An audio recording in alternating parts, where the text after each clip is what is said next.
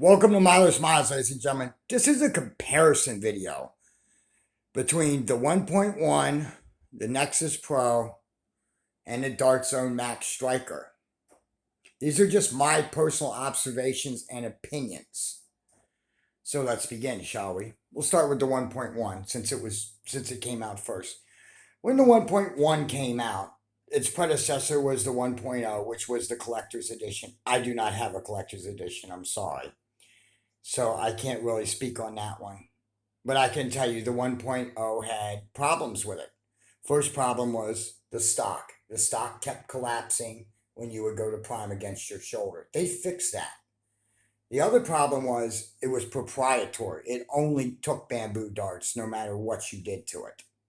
They also fixed that with the 1.1 as well. But let's begin. This is a 1.1. As you can see, mine's fully modified. It's a rather nice blaster, in my opinion. It's actually the nicest dart zone blaster out there to date. It's also the most expensive one at $150 US. This blaster has a turf spring in it. It also has 1 foot of brass and a scar as well that I got from Armide 74. With the adapter here, this is a Pro adapter. The Pro adapter fits and it will allow you to use Talon magazines in it, which is always great. This blaster here shoots at about 250 FPS in its fully modified form, or at least in this form right here. Some people have gotten them a little bit higher to about 260. It's a rather nice blaster in my opinion. The quality of the plastic is absolutely superb. I mean, this blaster is also very easy to modify. To switch out the barrel, all you need to do is there's 2 screws here and there's 2 on the other side as well. You take those screws out and there's a screw on the bottom. You loosen that and the metal stock barrel comes out, and then you can use the plastic barrel and sleeve 12 inches of brass into that plastic barrel and tighten it up and it will fit, but you'll have to run a scar afterwards. Of course, I changed out the priming grip because I prefer vertical foregrips myself. That's just me. Grips are a very personal choice in my opinion. But again, this blaster shoots at like 255 FPS when fully modified. That's really great in my opinion. You know, I personally enjoy this one. The quality of plastic is 1,000 times better than that of a Nexus Pro or even a Max Stryker. That's the 1.1. Now let's move on to the Nexus Pro. Of course, this one looks differently than most of yours from the store. This one's been fully modified. It's got a SOCOM kit, laser, vertical foregrip, etc., etc. This one also has a turf spring in it as well. The same turf spring, this spring right here, actually, ladies and gentlemen, will fit all 3 of these blasters, believe it or not.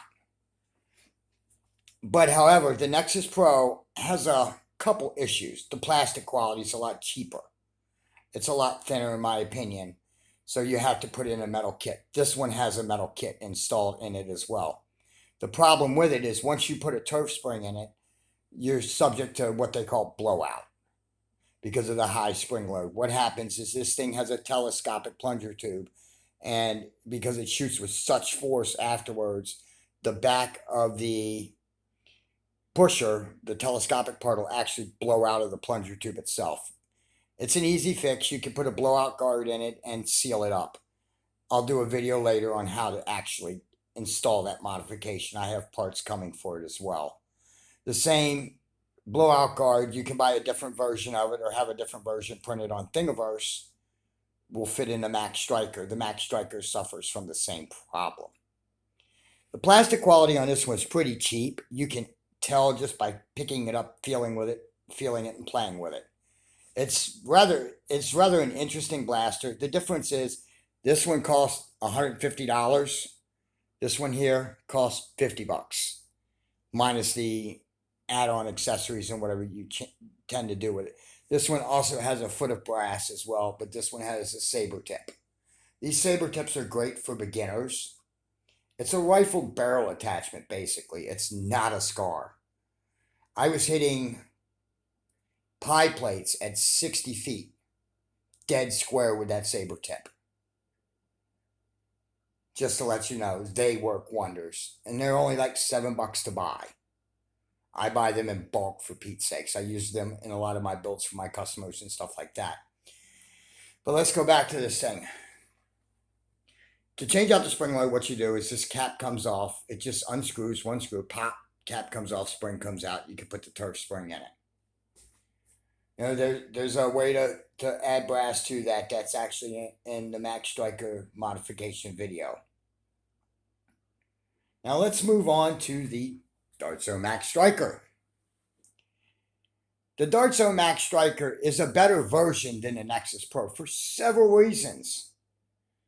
Several reasons. One, the plastic quality is almost as good as a 1.1. It does not feel as cheap as the Nexus Pro. Of course, this one's been modified as well. This one has 1 foot of brass in it, and it's got a turf spring. I love turf springs, what can I say? But, you know, of course, it's got the body kit from FFW on it and the front grip from Drac. The main difference with this blaster is if you look here, the priming handle actually slides along a rail which is injection molded, which is great. The Nexus Pro doesn't have that. It's just got a slot in the bottom. So a lot of times when people are priming this thing under high spring loads, if they don't have a metal kit, it almost feels like you're going to rip the priming handle right out of the blaster. It's a really creepy feeling, in my opinion. This one's a lot better quality than the Nexus Pro. Same price, $50.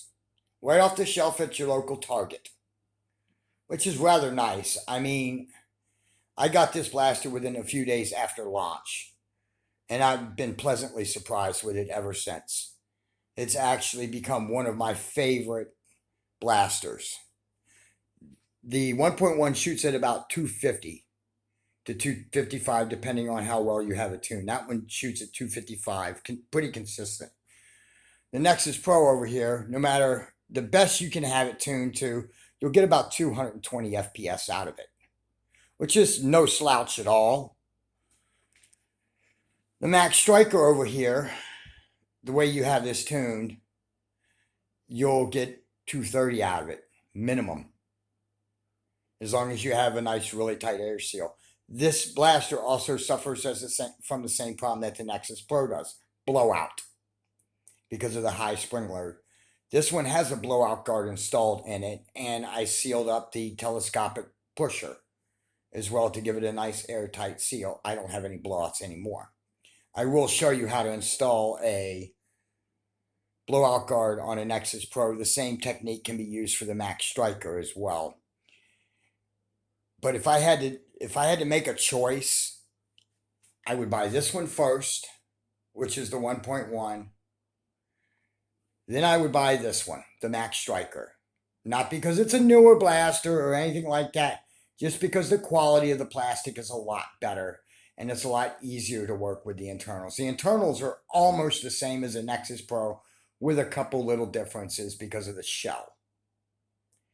But like I said, I would start off and I would buy that one, which is the 1.1. Then I would buy the Max Stryker. And last but not least, I would buy the Nexus Pro.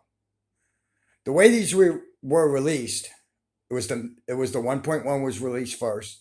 Then last year, actually about this time last year, the Nexus Pro was released. Everybody went nuts when this blaster came out because it's, again, $50 off the shelf. In its stock form, this blaster shoots at 150 FPS. The same as this one over here. In its stock form, it will shoot at 150 FPS. The 1.1 shoots about 170 to 180 FPS in its stock form, which is no slouch at all. But that's a huge price difference. This one here costs $150 compared to $50 or $50. But if I had to, just my personal opinion and my personal picks, I would buy a 1.1 every time. But if you can't afford it, because most people can't, then I would buy the Max Stryker. Hands down. If I had no other choice or no other blaster to pick up, then I would pick up a Nexus Pro. But these are just my simple opinions and observations. This is Miller's Mods signing off.